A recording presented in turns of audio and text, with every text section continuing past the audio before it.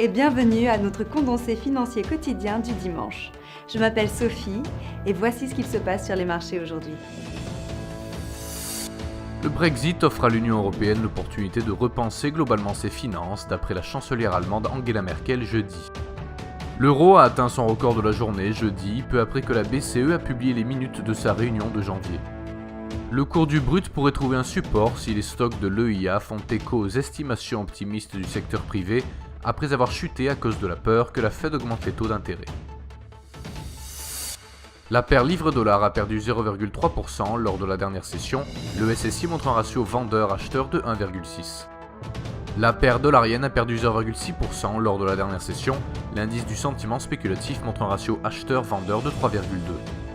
Le cours du pétrole brut a gagné 1,6% lors des deux dernières sessions, le SSI reste équilibré. Le cours de l'or a perdu 0,4% lors de la dernière session, nous voyons un ratio acheteur-vendeur de 1,3 d'après le SSI. Le produit intérieur brut annualisé des États-Unis mercredi à 13h30 GMT, les dépenses personnelles de consommation de référence aux États-Unis mercredi à 13h30 GMT et l'indice PMI manufacturier de l'ISM pour les États-Unis jeudi à 15h GMT.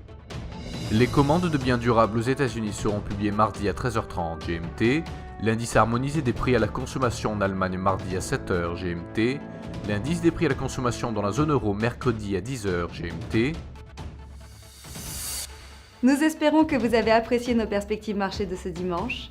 Nous vous souhaitons de la part de toute l'équipe une journée productive sur les marchés. N'oubliez pas de vous connecter demain matin pour retrouver les dernières nouvelles et événements des marchés financiers.